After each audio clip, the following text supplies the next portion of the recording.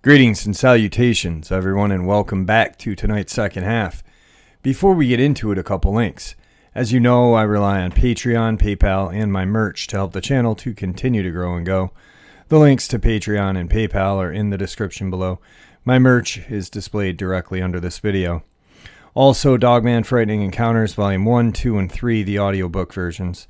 They were written and researched by Tom Lyons, narrated and produced by me, Jeffrey Nadolny. Those audiobooks are available on Audible, Amazon, and iTunes, the links to which are also in the description as well. Finally, last but definitely not least, if you'd really like to help this channel to continue to grow and go, simply subscribe, click the like button, and please leave a comment. It really does help, and it matters.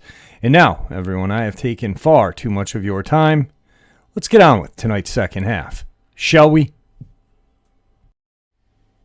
Tonight's first experience. Here are a few encounters from my long-past grandfather that my dad recounted to me. I'll give you some backstory on who my grandfather was. My grandfather was a very stoic and not easily spooked man. He was an old-school believer in common sense and rationalism, but he also believed there's some things in life that defy both. He told me once as a child, sometimes you are not meant to have answers because you are not ready for them. Later in life, he held a spot on the Forest Lands, Natural Resources, and Rural Development Board in British Columbia in 1991. He served his seat on the Forest Resource Commission as commissioner. He was also the name listed as chief forester on the 1955 issuance of BC Tree Farm License Number 1 in the Skeena Valley, originally issued in 1948. He's a credible source who had a lot to lose from these experiences that came out during his lifetime, as told by my dad. My grandfather's early years were spent on the West Coast working for McMillan Blodell, a huge logging and forestry company that ushered in the modern forestry of today. He started working in the forests along the West Coast, starting back in the 40s as a youngster of 10 till the age of 16. Then he left home and went to work on logging booms descending the Fraser River, then tugboats on the West Coast. And he returned at 18 and ran heavy equipment building roads along the coast, which opened up previously unseen areas of the coast for eventual logging. My granddad worked for McMillan Blodell as a foreman and bush boss in 1955. The British Columbia Tree Farm licensing system that is still used today, license number 1, 1955 through 1959, has my grandfather on it. Throughout his years he spent on the West Coast, he traveled to very remote and infamous regions known for their danger. The Nass River Valley is known as the Headless Valley because of earlier explorers and trappers being found dead with their heads missing. Really quick, the valley region that they're talking about is the Nahanni River Valley, and they blamed these headless deaths on the Wahila. And if you don't know what that is, I encourage you guys to look it up. It is a canine-like creature, very terrifying, old lore, very interesting as well. Or the Chilkoot Valley, the Pemberton Valley, Skeena, and the Buckley, the Squamish, and many, many more. My grandfather also had a few run-ins with what we call the Sasquatch. The encounters with wildlife like grizzlies and black bear and moose, as well as unfriendly natives, were not uncommon. Each had obvious telltale signs and evidence that anyone who had spent years in the remote wilderness areas can recognize with no trouble at all. However, there were 3 occurrences that my grandfather kept secret and to himself for most of his life, only talking about them on a couple of occasions ever. All occurred while he was working at the McMillan Blodell in a remote area. One being in a logging camp setting. Second, surveying for a road building in the back country.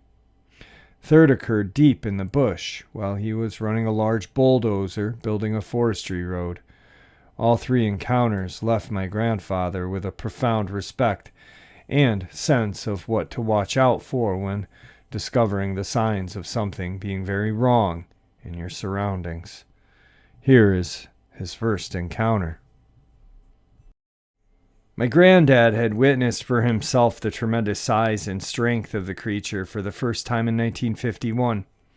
He watched this occasion from the distance of 100 meters as a large black-haired figure walked across the logging camp from one end to the other.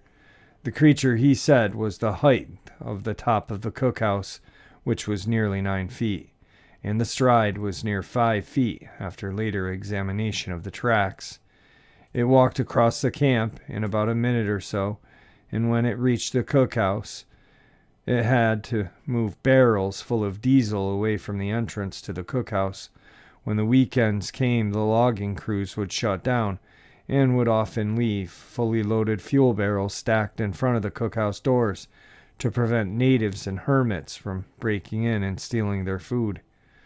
The creature picked up the barrels, tossing them aside, one at a time without stopping or showing any signs of fatigue. Each barrel weighed several hundred pounds and was full of diesel. The creature just threw them aside like we would throw an empty cardboard box. After clearing the barrels away from the cookhouse doors, it simply stripped the doors away in one movement, breaking the heavy hinges, leaving the doors to one side of the doorway. It then had to bend over to get under the top of the doorway to enter the back storage area. The creature spent about 20 minutes inside before it must have sensed something, because it rushed out of the cookhouse and headed into the bush in a hurry. My grandfather waited for a friend to show up before approaching the cookhouse.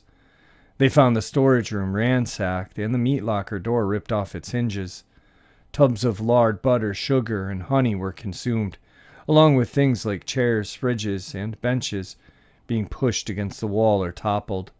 The meat locker had been ransacked, bundles of sausage and bacon mostly eaten, along with a large ham being nearly half eaten, bags of flour and baking powder broken in half. It took an entire day to clean the mess up. Then they moved the camp 10 miles into another area. My grandfather's second encounter. On another occasion in 1954, while my grandfather was again in a remote area logging, he and a small crew of guys headed out early one morning to drive survey stakes for laying out the logging road to be constructed. They were walking down along a ridge line in the natural pathway for game, 50 meters from the river that was just below them. They were walking up a gentle slope that led into a thicket of trees when my grandfather noticed down by the river, at the closer shoreline, what he thought was a bear. Thinking, that's a huge bear, they froze in their tracks and ducked down to observe and maintain visual contact. My grandfather and other members of the crew had heard strange, loud whooping sounds earlier, and thought it was a large and abnormally loud bird nearby, but this black-haired creature at the river's edge stood up on 2 massive legs, walked about 10 feet, and then let out a very loud whoop call, followed by an inhuman, but not of any known beast, deafening holler, somewhere between a growl and a scream. 3 of the guys that were behind my grandfather dropped their bundles of wooden stakes and hammers and ran back down the pathway toward the crew bus. The other guy that was ahead of my grandfather was paralyzed with fear, white as a ghost, clinging to a large cedar tree. The creature, spooked at the sound of the 3 running men, began to in huge strides quickly move into the brush just a couple of meters from the river's edge. My grandfather lost sight of this creature and feared that the creature may try to double back and follow the 3 that had taken off back down the path. He recalled everything seemed to be happening very quickly as he ran up and grabbed the guy by the tree by his collar and then ran to grab an axe that one of the guys had dropped. trying to hurry down the path toward the crew bus.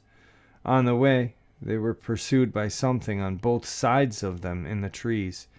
Each time my grandfather stopped to listen for heavy sounds of something stopping through the brush. Whatever it was would not stop until my grandfather did. Started walking again and then would continue to shadow him in the bush. My grandfather also noticed a very strong odor, a musty, rotten stench, which was near sickening by the time they reached the crew bus. My grandfather loaded his buddy in the front seat and with no sign of the other guys blew the horn a couple of times and yelled out their names. Then he started driving back to camp. 2 of the guys he found on a bolt run headed back for camp on a gravel road. My grandfather said the friend that he dragged and the 2 men they picked up quit the job the day they got back and left the West Coast. The last man in the crew not yet mentioned in the story because my grandfather lost track of him when things began to unfold, ended up being assigned to return with another man with rifles to look for the last of the 3 runners. Apparently, Lost Track Guy had fallen back just prior to the event to relieve himself, and when he saw the 3 guys ahead of him, panicked and ran, he took off too, not knowing what they were running from. But he saw the look of terror in their eyes. He followed the river to a bridge across the main gravel road, about 3.5 kilometers further down, and managed to get to where the road they were marking was under construction, and then got a ride back to camp. After a couple weeks of searching that area for runner number 3, and with no sign of him, they had to dissolve efforts and continue the project. They never recovered or found out what became of the 3rd runner. My grandfather's last incident happened near the Pemberton area in 1962. He was operating a bulldozer, building a logging road. Evening came and he shut down work and began to walk the machine back to the large fuel tank. It was on a trailer that the bulldozers pulled behind them to the location, and then they'd unhitch it from the bulldozer, leave it parked while they broke the road for the rest of the day. As he walked the machine back to the trailer, one of these things, this one at least 8 feet, it walked across the road in front of him, about 100 feet ahead of him. It took the creature 2 strides and a second to cross. It looked at him, eyes reflecting orange-red in the lights of the bulldozer. Then it went crashing through the trees. He watched as the trees 20 to 30 feet tall and 7 to 12 inches in diameter swayed like blades of grass. Larger trees shuddered as if an earthquake was moving them as the creature moved further into the forest. He knew exactly what it was by then and carried on with his task. He chose to leave the bulldozer hitched with the fuel trailer for the night and drove the machine back further down the newly roughed-in road to a crossroads in an open area where the stars and moon could allow for better visibility. He spent the next 2 weeks building the road and never saw this thing again, but he knew that it was probably still around and watching them. A year later, in '63, my dad was born. In '64, the family moved from Terrace to Chilliwack, and my grandfather bought an orchard and got more involved with urban land development. Though he never totally left forestry, he didn't leave the Forest Resource Commission until 1995, when he was diagnosed with terminal cancer. He died in the year 2000. Today's second encounter is in my neck of the woods. I'm only assuming this is a tourist. In the Adirondacks, we have a lot of lakes, and a lot of people from the city or Jersey, a few people from Connecticut own some summer houses up here. They're the scourge of the locals, actually. We hate them. But anyway, they think they know a lot more about the wildlife than us locals do, and there are no mountain lions in this area. I just wanted to point that out real quick. So let's get on to this City Slickers encounter. few months ago, I was in upstate New York. I was in the woods going for a long walk. It was a pretty pleasant morning with a little bit of that morning fog. I normally don't follow this path because it's much longer than the one I usually take. I'm 30 minutes into this walk when I started to hear noises, like something rattling the trees ahead. I was hesitant because there are black bear and possibly cougars. I waited to see if anything was going to come out, but after a few minutes the noise stopped completely. I chalked it up to the wind, but I had that uneasy feeling.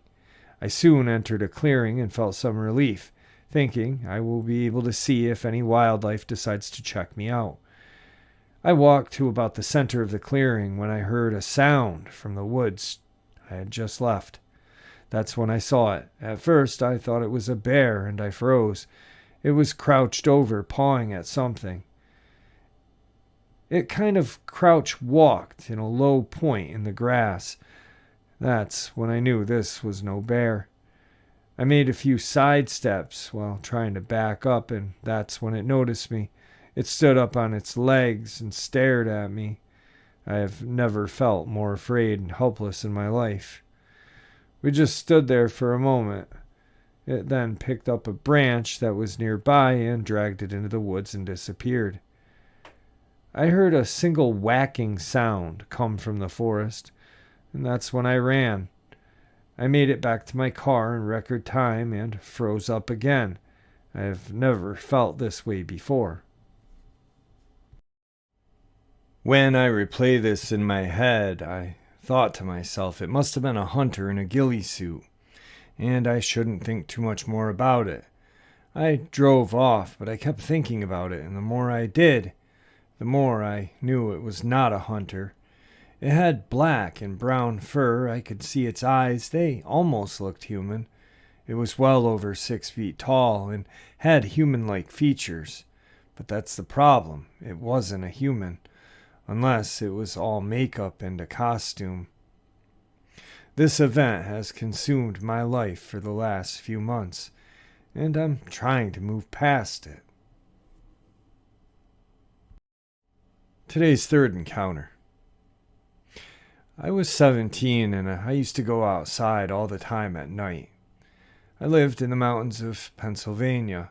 I was a kid who really wasn't afraid to walk outside at absurd hours. Could have been from 11 p.m. till 4 in the morning, and I really never thought too much about it, as I was never scared. As if I had a connection to the area, and I could walk miles into my neighborhood. One day I sat in my backyard, talking aloud to myself. I know I'm a weirdo. Till I heard almost like a tire screeching animal in the woods.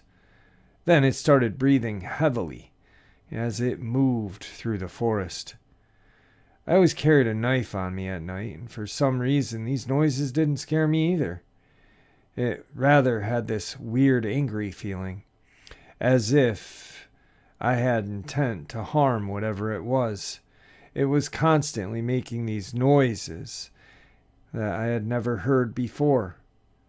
I started getting viciously angry with my knife in hand, so I started running and screaming at the top of my lungs through the woods as I could hear this thing running. It would soon outrun me, and I found myself in the middle of the forest. I could still hear the weird tire screeches, but they sounded insanely far and echoing. I would start walking back, but completely lost the angry emotions.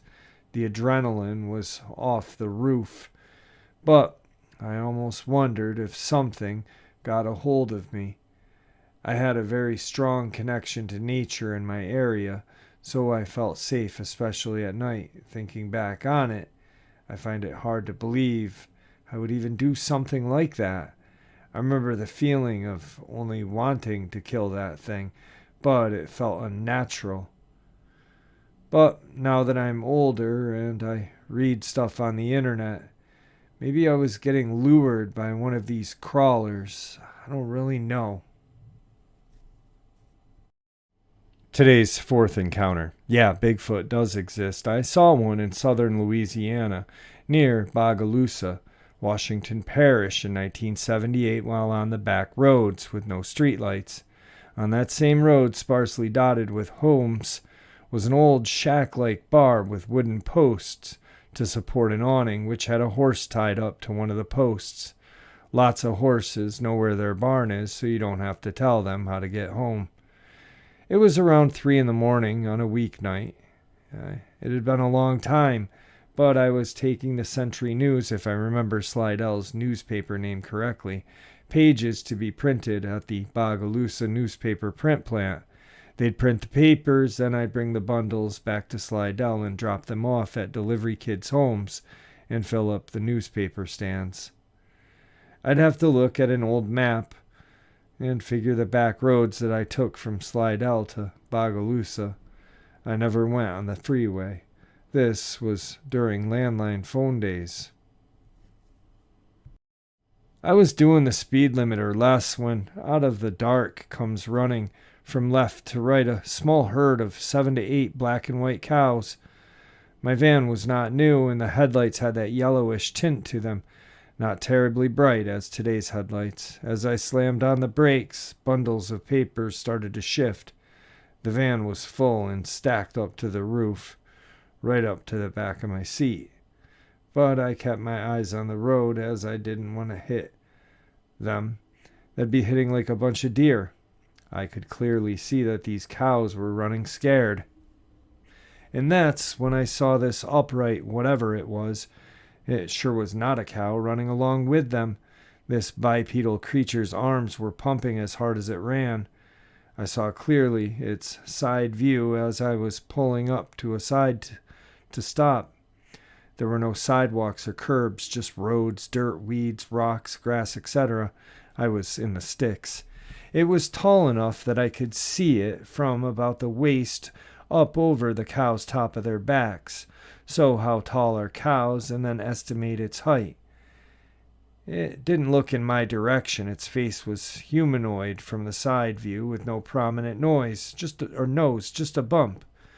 I'd be viewing it from its right. It appeared to be light-colored, not dark. I mentally reran thinking about it while restocking the bundles. As they were all gone, long disappeared into the darkness. When I went into the back of the van, it was clearly a bipedal being, most likely a Bigfoot. I was close to the swamp country, near the Gulf. Obviously, it was flowing, long-haired body running with no clothes.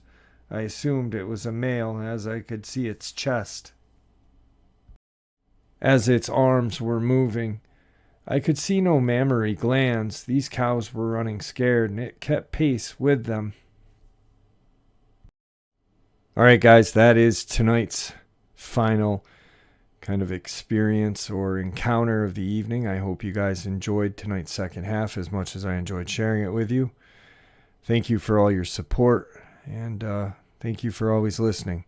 With that, may the Great Spirit be with us all, and may He guide us down that path that, well, we call life.